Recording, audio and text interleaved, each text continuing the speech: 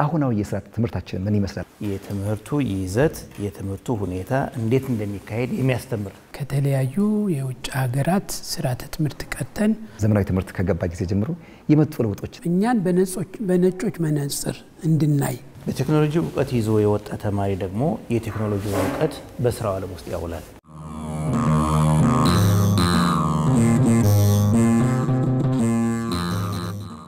ካብነት ስርዓተ ትምህርቱ መለየት ደግሞ ዘመናዊ ትምህርት መማሩ የኢትዮጵያ ሕዝብ እንደ ልባችን እንዲገባ አድርገናል። በንጽጽር ነው ስያሜው ራሱ እየወጣ ያለው። አንዳንዱ የቄስ ትምህርት ነው ይላል፣ ምክንያቱም የሌለው ትምህርት አይደለም እንደማለት። ኢትዮጵያ ውስጥ ያሉ የ7ኛ ክፍልና የ8ኛ ክፍል ተማሪዎች ሴኔጋፖርና አሜሪካ ካሉ የአንደኛ ክፍል ተማሪዎች አስተሳሰብ ጋር ወደ ራሳችን የመለወጥ ነገር የለም። ዝም ብሎ እዛ የተነገረውን ነገር እንዳለ እዚህ ታስተምረዋለህ። የሳይንስ ተማሪ ላብራቶሪ ሂዶ ኬሚካል የሚያጣ ከሆነ እንዴት ነው?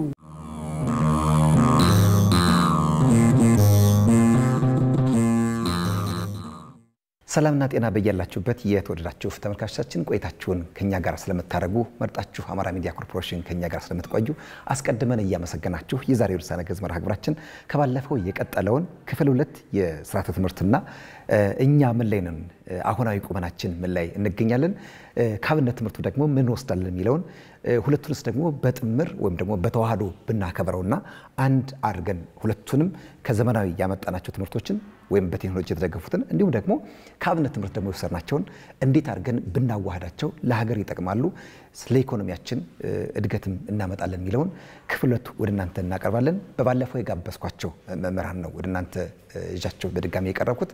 እሱም ፕሮፌሰር አብይ ይግዛው በባህር ዳር ዩኒቨርሲቲ የቋንቋ እንግሊዝኛ ቋንቋና ስነ ጽሁፍ እንዲሁም በማማከር በማሰልጠን ስርዓተ ትምህርቱ ላይ እየሰሩ ያሉት መምህር ነው። ሁለተኛ ወደ እናንተ ጋብዥ ወደ እናንተውንም ያቀርብኩላችሁ ደግሞ በባለፈው ማብረውን ቆይታ ያደረጉት ዶክተር ጥበቡ አንተነህ በባህር ዳር ዩኒቨርሲቲ በልሳነ ግዕዝ ትምህርት ክፍል የግዕዝ መምህርና ተመራማሪ ናቸው። አሁንም ቆይታችሁን ከኛ ጋር እንድታደርጉ ከክብርት ግብዣችን ነው።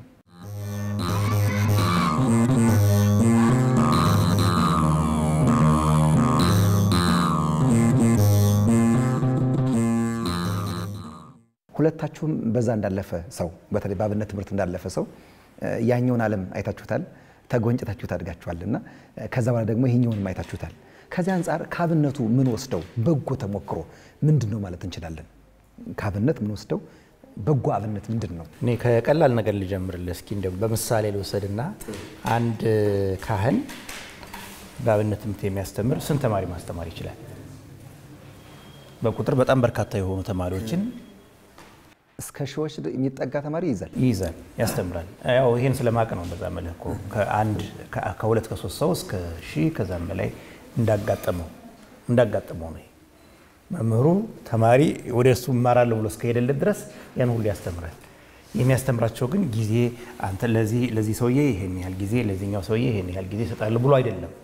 በአንድ ጊዜ ሁሉንም ያስተምራል። ሁሉንም እኩል ያደርጋል፣ ያበቃቸዋል። ይሄ በጣም ትልቅ የሆነ ችሎታ ነው።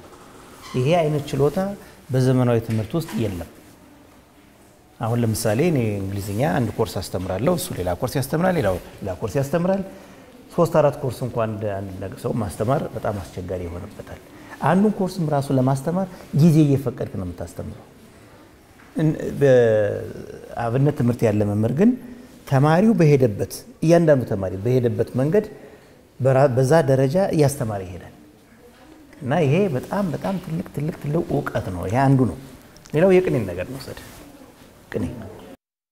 ቅኔ በየትኛውም ዓለም በየትኛውም ደረጃ እንደ ኢትዮጵያውያን ቅኔ የሚቀኝ ያለ አይመስለኝም። የለም ብለህ ትክክለኛ ነኝ። እና ይሄ ቅኔ የተለየ ዕውቀት ነው። በሰከንድ ውስጥ የተለየ ነገር ይፈጥራል። ይሄ ፈጠራ እንዴት ሊመጣ ቻለ? ይሄ ራሱ አንድ ትልቅ ትምህርት ይመስለኛል። አብነት ትምህርቱ የምንወስደው አንድ ትልቅ ትምህርት ነው። ሌሎችም ነገሮች አሉ። ቅኔውን ሲማር፣ ዜማውን ሲያዜም፣ ሌሎችንም ሲሰራ በዚሁ መልክ ነው የሚማረው። ታዲያ ይህ ከሆነ የአብነት ትምህርቱ ዘመናዊ ትምህርት ሊወስደው የሚችል ትልቅ ትምህርቶች አሉት ማለት ነው።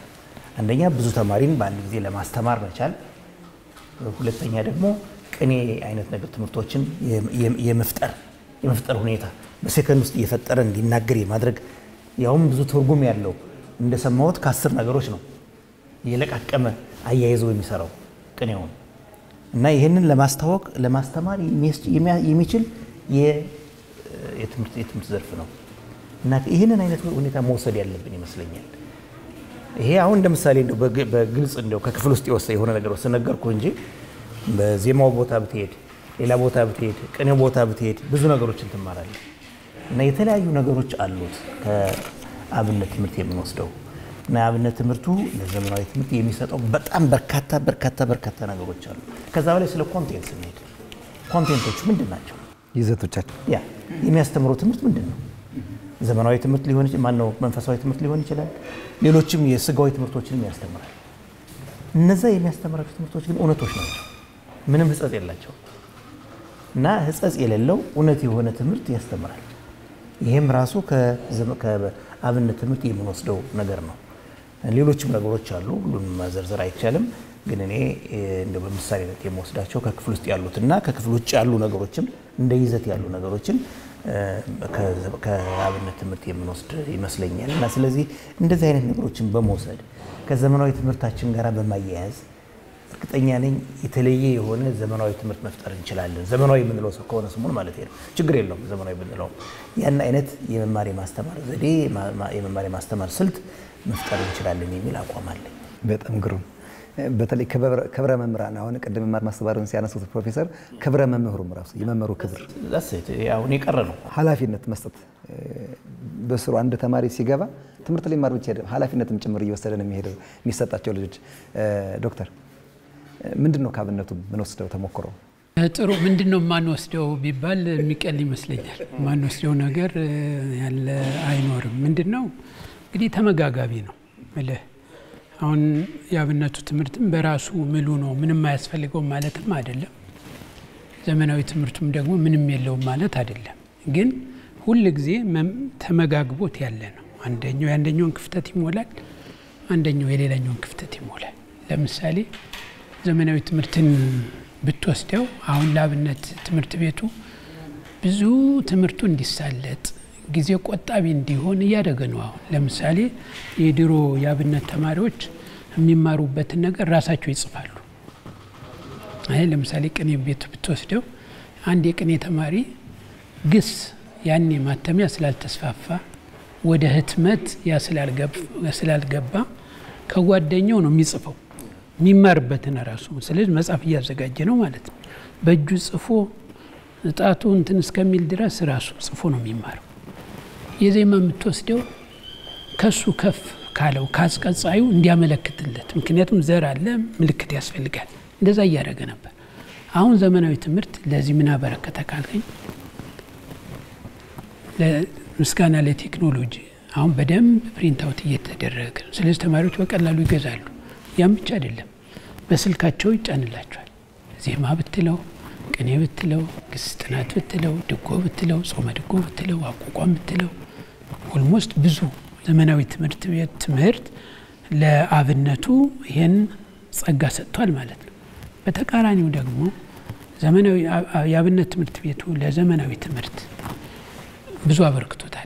ለምሳሌ ላለፉት አመታት በስነ ጽሁፍ ብትለው፣ በጥሩ ዲፕሎማት ብትለው፣ በኢትዮጵያ ታሪክ እንደምናነበው በንጉሱ ጊዜ ይሁን ከዛም በኋላ ታዋቂ ተሰሚነት የነበራቸው ጥሩ የስነ ጽሁፍ ዘመን ተሻጋሪ ስነ ጽሁፍ የጻፉ ሰዎች የአብነት ትምህርት ቤት ውጤቶች ናቸው። በነገራችን የዛሬ ዩኒቨርሲቲዎች የሚያስተምሩ ትናንት እነዛ ተተውት ባለፉት ነው።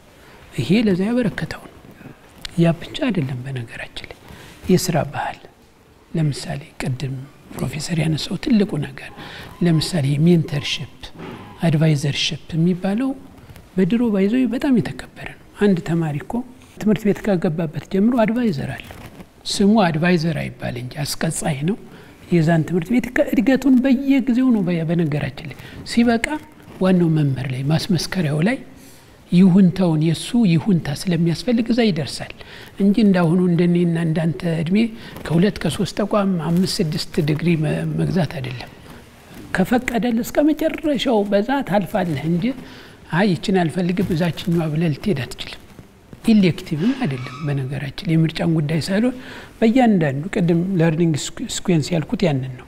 በተከታታይ እንድትሄድ አንድ ይጠቅማል። ሌላ አሰስመንቱን የምንድነው የምዘና ስርዓቱን ስታየው በእውነት ላይ የተመሰረተ ነው። በምንም መንገድ ብትለው አሁን አንጻራዊ ግሬድ አለ አይደለም በቁጥር አሁን እኛ ዝም ብለን አንድ ሰው 100 ቢያመጣ 100 አመጣ ብለን ነው የምንፈነድቀው። ግን 100 እኮ ቁጥር ነው። 100 ያ ሰው ሊያመጣ ይችላል። ምንድነው ፈተናው? የፈተናው ይዘት ምንድነው? ምርጫዎች እንዴት ነው የወጡት? ተማሪውን ይመዝናሉ ወይ? ምንድነው የሚመዝኑት? እውቀት ነው? አመለካከት ነው? ምንድነው የሚመዝኑት? ያ ሁሉ አለ። እንግዲህ አሁን የስርዓተ ትምህርት ባለሙያ ቢሆን ብዙ ከኔ በላይ እንደሚያብራራው እገምታለሁ። ያን ሁሉ ያሟላ ነው ያብነቱ። አታልፍም በቃ ያን 100% ማለት ሙሉ አሟልተ ነው እንጂ የምትሄደው እንዳሁኑ በአንጻራዊ ግሬድ አታልፍም። ይሄን ሚስ አደረግን አንድ በል። ሌላው ቅድም ያልኩህ መከባበሩ ሌላና ዋናው ነገር ደግሞ በስራ መገለጡ ነው። ለምሳሌ ዛሬ ስትማር ውልሃል አይደለም ማታ ቀን ሙሉ የተማርኸውን ትከልሳለህ። በማን ፊት? በአስተማሪ ፊት። ምን ያህል እንዲያስቀው በጓደኞች ፊት የማህበር ቀለም ይባላል። ምናልባት አሁን ፕሮፍ ሴሚናር ብንለው ይገልጸው ይሆን?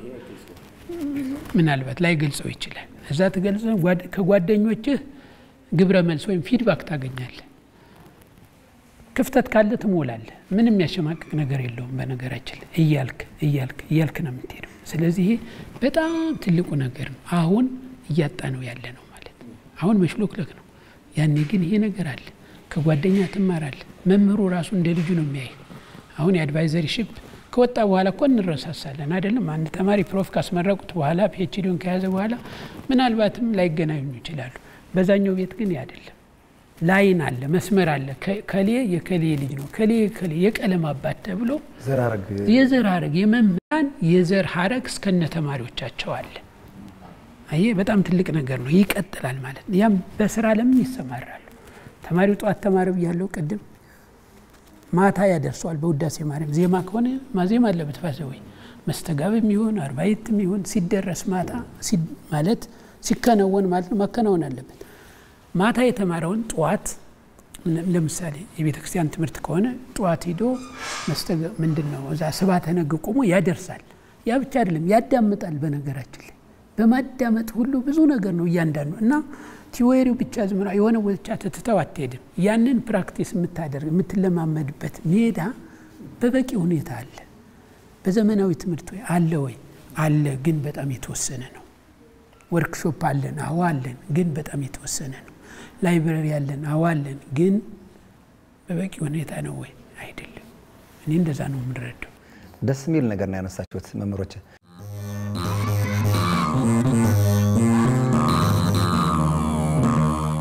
በአብነቱ ትምህርት ውስጥ ምን ወስዳቸው ዶክተር ቅድም ያሉት ማን ወስደው ነገር ቢጠቀስ ይቀላል ነው።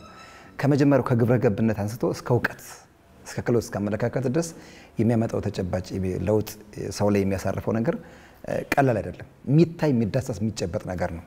እሱም በዛ ያለፉ ሰዎች ህያው ምስክሮች ናቸው ብንል መሳሳት አይሆንም ነው ለመናገርና በጣም ደስ ይላል። ታዲያ ሀገር በቀል እውቀት በሀገሩ በኢትዮጵያ ነግሶ ተከብሮ ማይኖር እስከ ማየዚኑ ነው አይደለም የሚለው በግዙ እስከ ማየዚኑ ነው። እስከ መቼ ነው በሽያጭ ምን ኖረው ስርዓተ ትምህርት እየገዛን ምን ኖረው እስከ መቼ ነው? ይሄን ስሜታችሁን ነግራችሁኝ ወደ ኋላ ላይ ወደ መፍትሄው ሐሳብ እንመጣለን።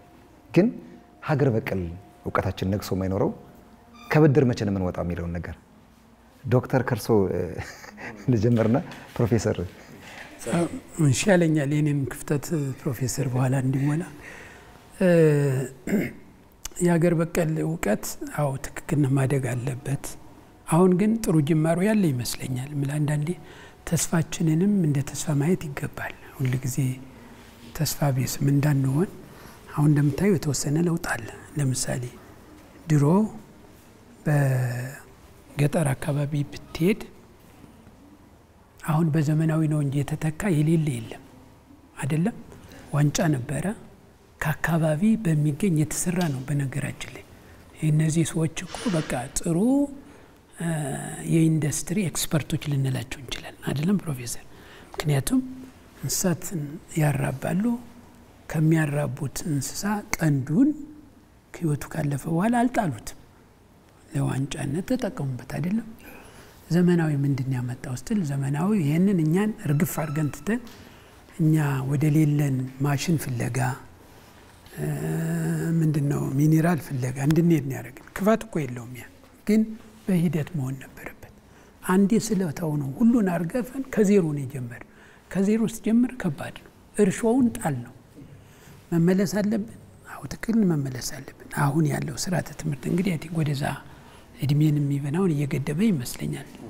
ወደ ቅድመ መደበኛ የሚገቡ ልጆች አእምሯቸውም ለዛ ዝግጁ፣ አካላቸው ብቻ ሳይሆን የአእምሮ ዝግጅት የአቅም ዝግጅት እንደሚያስፈልገው ወደዛ እየመጣን ስርዓተ ትምህርት እየከለስን ነው። ሙከራ ላይ ነው። ያ መልካም ነገር ነው። ለምሳሌ የዕደ ጥበብን ሁላውን ግምት ውስጥ እያስገባ ነው አይደለም። ሰዎች በአካባቢያቸው በቀላሉ ከሚያገኙት ነገር እንዲፈጥሩ እንዲሰሩ ማለት ነው። የአካባቢ የግዴታ ሌላ ውድ የሆነ ኮምፕሌክስ የሆነ ሜሽን ምናምን ሳታመጣ በራስ አካባቢ ያለውን ነገር መስራት አለብህ። የድሮ የቆየው እኔ በዛ ባልጠቀም ድሮ የእርሻ ትምህርት ቢባለው ኑሮ በዘዴ የሚባለው ምናምን የሚባለው እኮ አለው አይደለም። ትንሽ የሹራብ ስራ የምናምን ስራ ባብነቱ ብታዩ በተግባር አለ፣ ስራ አለ። ለምሳሌ የሚጽፉበትን ማዘጋጀት ምናምን አሁን እሱ አለ። አሁን ዩኒቨርሲቲዎች የምታያቸው ኢንኩቤሽን ሴንተር የሚባል አላቸው አይደለም። ተማሪዎች በተለይ በኢንጂነሪንግ ዘርፍ ጠቅላላ ብሎ ማለት ነው ያሉ ተማሪዎች እያመጡ ነው አዳዲስ ፈጠራ። ለምሳሌ ግብርናውን የሚያግዝ ያንዳንዱ ሴክተር የሚያግዝ ቅድም አንተ እንዳለው በቴክኖሎጂም ቢሆን የዕለት ከዕለት የመማር ማስተማርንም ሌላውንም የሚያግዝ ፈጠራ እያየን ነው። ይሄ ማድነቅ ይገባል። ምክንያቱም የጊዜው ውጤት ስለሆነ ማለት ነው። ያው ዛሬን ስለሆነ ይሄ በጣም ትልቅ ነገር ነው። እንዴት ነው አገር በቀል የኛን ኑሮ የኛን አካባቢ የኛን ሁኔታ መሰረት ያደረገ ፈጠራ ከመጣ ያድጋል፣ ምንም ጥያቄ የለው። ግን እኛም ማናውቀውን ነገር ምንም እዚህ ሀገር ውስጥ የሌለ አዲስ ነገር አምጥታ ስታስጀምር ማገዶ ይፈጃል፣ ጊዜ ይወስዳል። ውጤቱም በሚጠበቀው ልክ ላይሆን ይችላል። ግን የኛን ይዘን እያሳደግን ከሄን ግን ማናድግበት መንገድ ምንም አይኖርም። ግዴታ ወደ ድሮ ሲባል ዝም ብለን ጊዜውን ያልዋጀውን ሁሉን ሰብስብ ማለታችን አይደለም። ግን ጊዜው የሚጠይቀውን በአካባቢያችን ያለውን ግን ቴክኖሎጂን ተጠቅመን ብንሄድ እንሸሻላለን። ዋናው የትምህርትም እኮ ዓላማ ምንም አይደለም። እኔ እንደሚገባ የትምህርት ዋና ዓላማ በዚህ ምድር የሰዎችን ህይወት ማቅለል ነው። ከዛ የተሻለ ምናልባት እንደው በሰማይ ቤት ይሰራ ይሆን እርግጠኛ አይደለሁም። እኔ የምረዳው ያ ነው። ያንን ለማድረግ ደግሞ የአካባቢውን ችግር መሰረት አድርገህ ነው የምትነሳው። አካባቢያችንን ማየት መመልከት ከቻል በሌላ መልኩ ወደ ሀገር በቀሉ ወደኛ እያየን ነው የሚል ሀሳብ ነው ያለኝ። አሁን ጅማሮ አለ። እንግዲህ ይህንን ማገዝ ጥሩ ይመስለኛል። ፕሮፌሰር ጨምሩበት። ከመቼ ነው ከብድር ምን ወጣው ነው? አዎ ገባኝ እሱ። ከዚህ በፊት ግን አንዲት ቃል ብናገር ደስ ይለኛል። በተለይ ቀደም ሲል ስናወራ ሳላነሳው የቀረውት ነገር አለ። ተማሪው በዚህ በቀደሙ የመማር ስልት የነበረ ተማሪ መምህሩ ሳይነግረው መምህሩ ሳይከታተለው በራሱ ጊዜ ወደ ልመናም ሲሄድ ወደ ምንም ሲሄድ የተማራትን ነገር ቀን የተማራትን ሲደግማት ነው የምታገኘው። ይሄ በጣም ትልቅ አብነት ነው። ባለፈው ደግሞ እዚህ አንድ ቤተክርስቲያን አንድ ስራ መሰራው አለኝ። እዛ ሄጄ ያለው ሁለት ወጣቶች ናቸው፣ ልጆች ናቸው እና ዳዊት ይዘዋል። ሁለቱም መምህር የለም፣ ግን ሁለቱም ዳዊታቸውን ይደግማሉ። ድምጻቸውን ከፍ አድርገው ነው እንትናቸው እንዲስተካከል የተማሩት ትምህርት እንዲል ምን ያህል እንዳገኙት ለማወቅ እዛው ላይ ደግሞ እርስ በራሱ ይተራረማሉ። ይሄ በጣም ትልቅ የመማር የማስተማር ዘዴ ነው። በዘመናዊ ትምህርት ይሄ ነገር አለ ወይ? ብዙም አይደለም። ወደ ራሱ ነው የሚሮጠው ሰውና ብዙም ይሄ ነገር ሆኖ አላየሁትም። ቅድም ወደ ነሳሌ ጥያቄ ስመጣ ግን በመጀመሪያ ደረጃ ያለንን ሀብት ነው ማለት ይሄ ያለን ዕውቀት ዝም ብለን መተው ያለብን አይመስለኝም። ሌላውንም እንዳለ ወሮራን መጣል ያለብን አይመስለኝም። አዲስ የሆነውንም ሁለቱንም ማዋሃድ ያለብን የሚል አቋም ነው ያለኝ እኔ። በቃ በማንኛውም ደረጃ ማሰበው ነገር ቢኖር ሁለቱንም አዋህዶ መስራት ነው። ከኛ አሁን ጥሩ ነገሮችን ቅድም ያነሳው ነገሮች አሉ እነሱን እንተይዛለ ሌሎችም አሉ የሚባሉት ነገር ለቃቅሞ በጥናት ተካሂዶ በጥናቱ መሰረት ማስቀመጥ ጠቃሚ የሆኑትን ነገሮች በሙሉ መያዝ ከዘመናዊም ደግሞ ጥሩ ነው የሚባለው ነገር መያዝና ሁለቱን አዋህዶ መስራት ነው ትክክለኛ ነው ብዬ ማምነው። እዚህ ላይ አንድ የዘመናዊ ትምህርት የሚለን ነገር አለ። በመናስተምርበት ጊዜ ሁሉ ጊዜ ወደ አካባቢያቸው ለውጡት ይላሉ። ወደ አካባቢ ለውጠ ስራው የሚል ነገር አላቸው አለ ይሄን እናረጋለን። ግን ምን ያህል ነው ምን ሄደው ተማሪው የሚሰራው አንድ አሳይመንት አለች ያችን አሳይመንት ሰርቶ ለመጨረስ ነው በቃ ከዛ ውጭ የለው አይገፋበትም። ቅድም ያነሳሁት ተማሪው ከመምሩ ውጪ በራሱ ጊዜ የተማረውን ነገር ተግባራዊ ለማድረግ ሲያጠና ይውላል ሲናገር ይውላል ሲማር ይውላል የሚለውን ነገር ተግባራዊ ያደርገው እንዲህ የሚያደርገው ቢሆን ያንን በጣም ጥሩ በሆነ ነበር። እንደውም አድቫንስድ በሆነ መልኩ ይውላል። ይሄ በጣም ትልቅ ነገር ነው። ግን ይሄንን አያደርግም አሁን ተማሪው በዘመናዊ ትምህርት ያለው ግን ትምህርቱ ግን አለ ቅድም እሱ እንደተናገረው በትክክል አለ ያንን መጠቀም ከቻለ ጥሩ ነገር ነው። ይሄ ግን ስቲል የቀደመውን ትምህርት ሙሉ በሙሉ ይተካዋል ማለት ነገር የለኝም። የቀደመው ትምህርት የራሱ ኳሊቲዎች አሉት። እነዛን ኳሊቲዎች ምን ናቸው ብሎ በጥናት መመዝገብ ያስፈልጋል ነው። ከዛ በኋላ ዘመናዊ ትምህርት ደግሞ ይሄንን ለማስተማር ምን መጨመር አለበት ብሎ ሁለቱን አዋህዶ ቢሰራ የበለጠ ጠቀሜታ ይኖረዋል ብዬ አምናለሁና በዚህ መልኩ ነው ማየው። መልካም። በእርግጥ የመጨረሻ ጥያቄም እሱ ነው።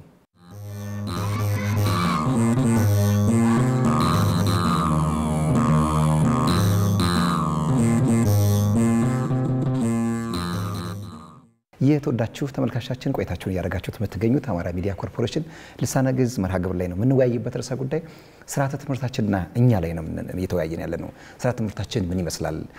በተለይ የአብነት ትምህርቱ ከተለያየ በኋላ ወይም ደግሞ የአብነት ትምህርቱን ደግሞ አንድ ላይ አዋህደን ብንጠቀም ምን አይነት ፋይዳ ሊኖረው ይችላል? ምን ሀገራዊም ግለሰባዊም ጠቀሜታ ያመጣ ይችላል የሚለውን ቆይታ እያደረግን የምንገኘው አብራችሁን እስከ ዚህሳችን ፍጻሜ እንድትቆዩ እየጋበዝኳችሁ አብረውን ከኛ ጋር ቆይታ የሚያደርጉት ደግሞ በባህር ዳር መካነ አእምሮ ወይም ዩኒቨርሲቲ እያስተማሩ የሚገኙ መምህራን ጋር ነው ቆይታ እያደረግን የምንገኘው። አብራችሁን ቆዩ።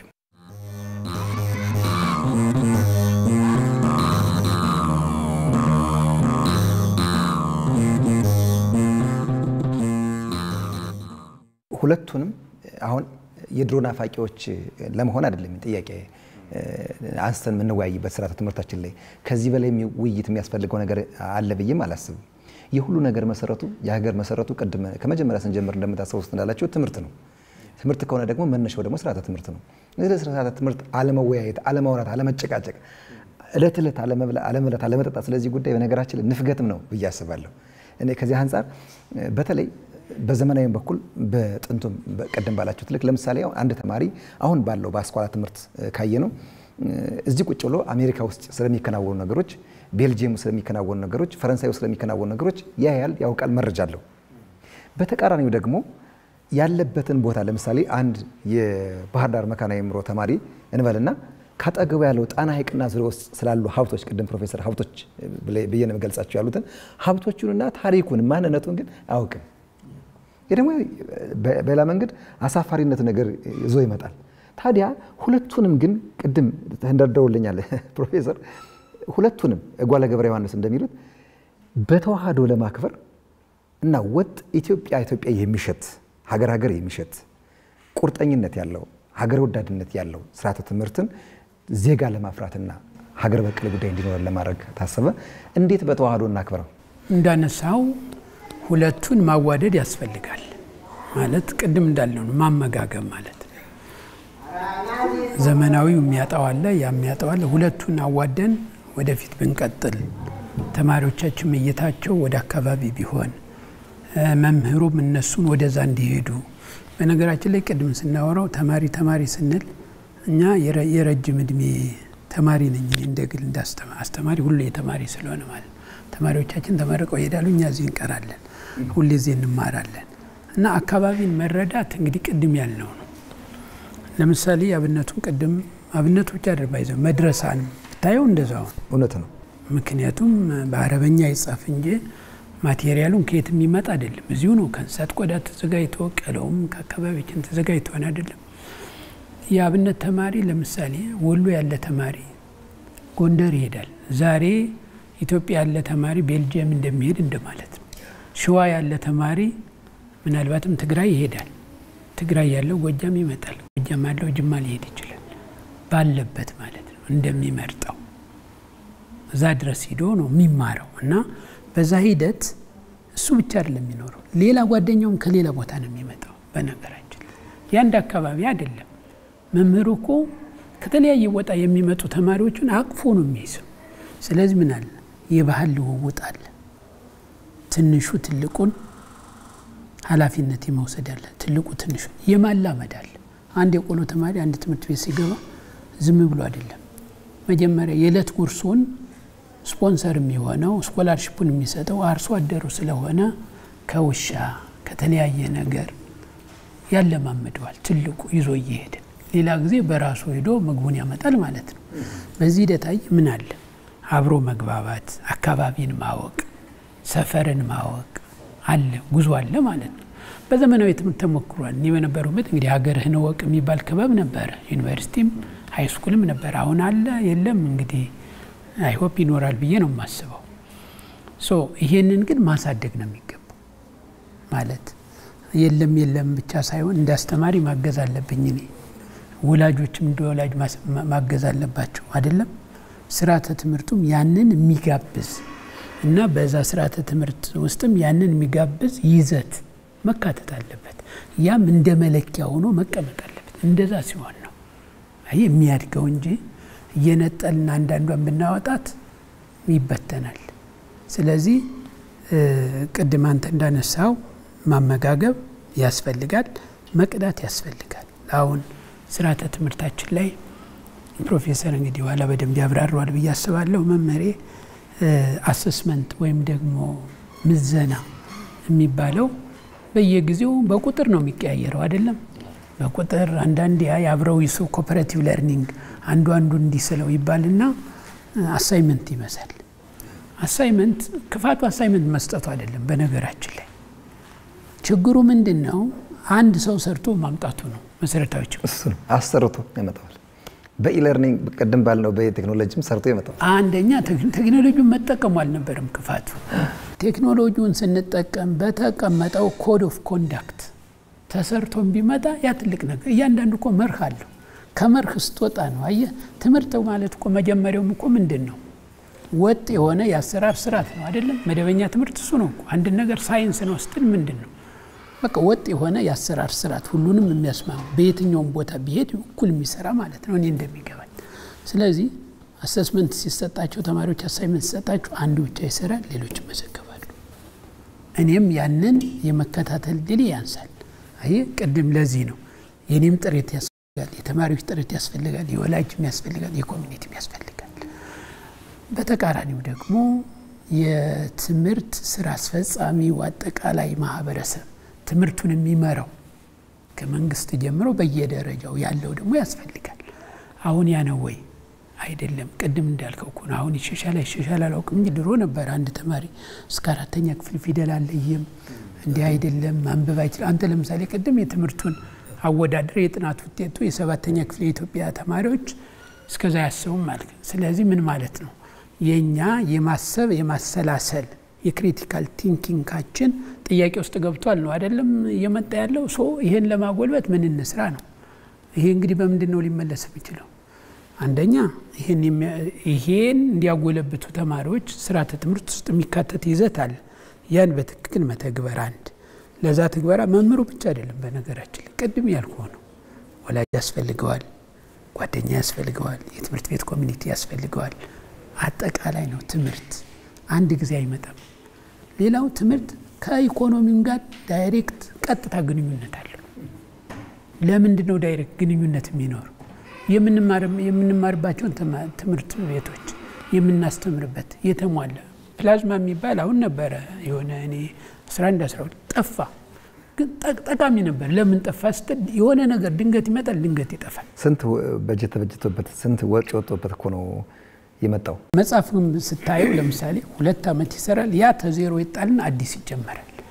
ግን ያንን እንትን ይያለ የዛን ውጤት ደግሞ ያለፉበታል አየህ አንድ ስርዓተ ትምህርት አንድን የውጤት መለኪያ ያለውና ውጤት ላይ የተመሰረተ ግምገማ አሰስመንት እና እንደሌለው እንደ ፖለቲካ ስራም አይደለም ትምህርት ባይዘው ከብዙ ነገር ነፃ ነው ነፃ መሆን አለበት መምህሩም ራሱ ነፃ መሆን አለበት በነገራችን አሁን ያለው ምንድነው ስለ ዳቦ የሚያስተምር አስተማሪ ይዘህ ስለ ቁርስ የሚማር ተማሪ ይዘህ ያልተሟላ የመማሪያ አትሞስፌር ይዘህ እንዴት አድርገህ ነው ስለ ትምህርት የምታወራው አሁን ያለንበትን ሁኔታም ባይዘው መረዳት ያስፈልጋል እኮ አሁን ምን ላይ ነው ያለው ስለ ትምህርት አምሮ የሚሰራ ሰው ሲረጋጋ ትምህርት የጽሞና ስራ ነው የጉልበት ስራ አይደለም ትምህርት ያምሮ ስራ ነው ከባድ ስራ ነው በነገራችን ላይ የሚማር ሰው የጉልበት ስራ ከሚሰራ ሰው ያላነሰ ኤነርጂ ነው የሚያወጣው እኔ እንደሚገባኝ ምክንያቱም ቁጭ ብዬ ሳየው ስነሳ ምን ያህል እንደሚደክመኝ አስበዋለሁ አይ ለዚህ ሁሉ ጥሩ ከባቢው ያስፈልጋል ሰላም የሰፈነበት የተረጋጋ ግባት የተሞላበት በነጻነት የተመረኮዘ የክርክር ዲስኮርስ ምንድነው ያለበት ሲኒየሮች ጁኒየሮችን የሚያበቁበት ስርዓት ከታች ጀምሮ እስከ ዩኒቨርሲቲ ሌቭል ድረስ ክርክር ያለበት ሲሆን ያኔ ዕውቀት እኮ እውነት ነው እንደዛ ነው የምንረዳው እውነት ደግሞ እንዲሁ አይገኝም ምንም ማመሳከር ያስፈልጋል አይደለም ቅድም እንዳልከው የምናገኘው ሪፋይን የሆነ ዕውቀት ነው ሀገር የሚጠቅመው የሚገነባው እንጂ ወረቀት ላይ ስላልነው አይደለም አሁን እኛ ሀገር እኮ ብዙ ወረቀት አለ አይደለም ሀገር ደረጃ ዲሮ ዲፕሎማ ትልቅ የትምህርት ደረጃ ነው ቆይቶ ዲግሪ ነው አሁን ብዙ ወደ ላይኛው እየመጣ ነው ለውጥ አለ ወይስ የለም ለምንድን ነው እኔ በተማርኩት ልክ የትምህርት ደረጃ በሚጠበቅብኝ እድሜ ኔሲንስ እድሜ ይገድባል ሳይሆን የበሰልክ ስትሄድ በትምህርት ስታገዝ ምታመጣዋል እና ለኢኮኖሚው ለሌላውም ነገር አበርክቶ እንዲሰጥ ግን አንተ ወደ አነሳው ጥያቄ ሁሉ ሁለቱ አትሊስት የተመጋግቦ ደረጃ ግን መምጣት አለበት ነው በተዋህዶ መክበር አለባቸው ነው ሁለቱም አንድ ላይ ሆኖ መገፋፋት ሳይኖር መመጋገብ መደማመጥ አሁን እኮ አለ አዎ አንድ እንደውም የሀገር በቀል አሁን እኮ የሚባለው ትምህርት አሁን በሌሎች ዓለም እኮ ወደ ዘመናዊ ትምህርት ቤት አለ አይደለም ከአብነት ወይም ከመድረሳ ያንን የሚመለከት ያለው ሰው ተጋብዞ ዩኒቨርሲቲ ውስጥ ያቀርባል እንጂ ይሄ የቄስ ነው ይሄ ደግሞ የእስልምና ነው የመድረሳ ነው ተብሎ አይከለከልም የባህል ሐኪም የባህል ይሄ ትራዲሽናል የሚባለው ነገር በኮቴሽን እኮ በዘመናዊ ሕክምና ውስጥ ገብቶ ስለ ጽዋት ካራክተር ባህል ምን እኮ ይነግራል ያን እኮ ይጠቀሙበታል እኛ ሀገር ምንድነው እኛ ሀገር መገፋፋት ነው ባህላዊም ወደዛ ይጠጋም ዘመናዊም ከዚህ እንትን ማቅረብ አይፈልግም ስለዚህ ከግለሰብ አስተሳሰብ ጀምሮ ነው የሚመጣው መልካም ድንቅ ነው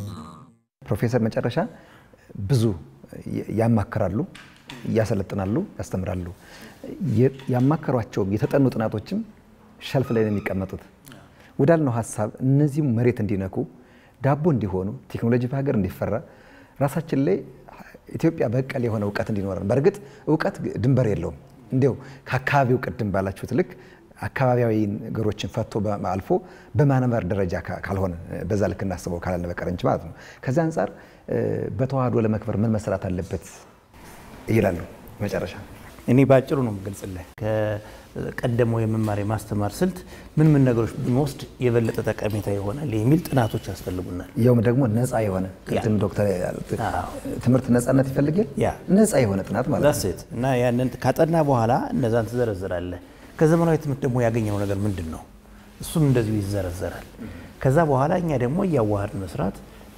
ያግባባን መስራት በጣም አስፈላጊ ይመስለኛል ያለዛ ግን አንዱን ብቻ ከወሰን ቅድም እንዳልኩት ዝም ብሎ የከሌ ያለው ነው አሁን ራሱ ነው ሳስተምር ከሌ እንዳለው ነው ማለት ከሌ እንዳለው ነው እዛ የነጩ አንድ የሆነ ጎበዝ ሰው አለ ወይም ሁለት ሰው አለ እሱን ያነሳው ከሌ እንዳለው እያልኩ ነው ማስተምረው which means እሱ ካለው ነገር ይወጣ ከሆነ የሚጨቃጨቀ ሰው አለ ማለት ነው ይሄ which is wrong ነፃነት የለውም አንደኛ ያ የጻፈው ሰው አንድ ሰው ነው የራሱን አመለካከት ነው ዛሬ ያስቀመጠው ወይም የራሱን ጥናት ነው ያቀረበው። ሌሎች ደግሞ ሲያጠኑ ደግሞ የተለያየ ሐሳብ ያመጣሉ።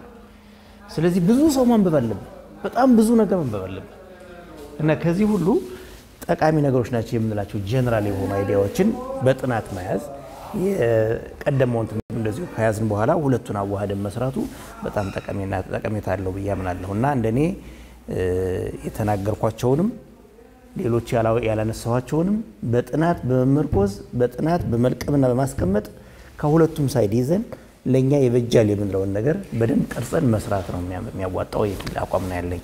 ያለዛ ግን ያው የቀደመው አይነት ስራ ነው የሚሆነው። አሁንም ቢሆን የዘመናዊ ትምህርት ይያል የራሳችን እየጎዳን ነው የምንሄደው ወይም ደግሞ የቀደመውን ትምህርት ሆነ አካልን እንተውና ያኛው የራሱ ጥቅም አለው እየተጠቀመ ነው። ግን እኛ ግን ህዝቡ ግን በአጠቃላይ መጠቀም አይችልም እና መጠቀም እንዲችል ይሄ መሆኑ በጣም መልካም ነው የሚል አቋም ነው ያለኝ። በዚሁ ነው መዘጋው ላይ እጅግ አድርጌ ነው የማመሰግነው። ይህ ሁሉ የምናደርገው ለሀገር ለውጥ፣ ለሀገር ልማት፣ ለአእምሮ ልማት አእምሮ ሲለማ ነው ሀገር የሚለማውና የዛ መሰረቱ ደግሞ ስርዓተ ትምህርት ነው። ከዛ አንፃር ካብነቱ ምን ወስደው ከዘመናዊ ወይም ካስኮላ ብለን ከምንወስደው ደግሞ አንድ ላይ አዋሃደን ጓለ ገብረ ዮሐንስ በመጽሐፉ እንደሚለው በተዋህዶ አክብሮ ኢትዮጵያውን የሆነ በእኛ ልክ የተሰፋ በእኛ ልክ የተመዘነ የመዘና ስርዓቱም የመማር ማስተማር ስርዓቱም የተሻለ እንዲሆን ስለሆነ ውይይት ያደረግነው። ለውድ ጊዜያችሁ እጅግ አድርጌ ነው የማመሰግን።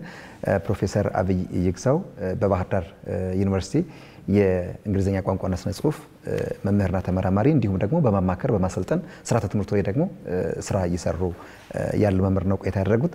እንዲሁም ዶክተር ጥበቡ አንተነህ ካሁን በፊትም በልሳነ ግዕዝ መርሃ ግብር ጋብዤው ታውቃለሁና በባህር ዳር ዩኒቨርሲቲ የልሳነ ግዕዝ ትምህርት ክፍል መምህርና ተመራማሪም ጭምር አብረውን ከኛ ጋር ስለቆያችሁ እጅግ አድርገን እናመሰግናለን። የተወደዳችሁ ተመልካቾቻችን በሁለት ክፍል ወደ እናንተ አዘጋጅተን ያቀረብናችሁ የልሳነ ግዕዝ መርሃችን ይህን ይመስል ነበር። ስርዓተ ትምህርታችንና እኛ ምን ይመስላል፣ እኛ በተዋህዶ ብናከብረው ትምህርታችን ምን ይመስላል የሚለውን ቆይታ ያደረግንበት ይሄን ነው የሚመስለው።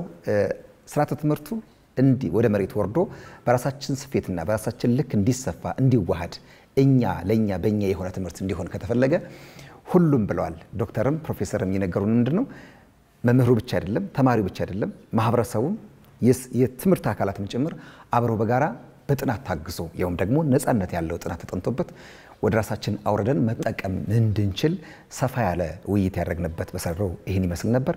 በድጋሚ አብራችሁን ከኛ ጋር ስለቆያችሁ መርጣችሁ አማራ ሚዲያ ኮርፖሬሽን ልሳነ ግዕዝ ላይ ስለነበራችሁ እጅግ አድርገን እናመሰግናለን። ሰላም ለኩልኩም።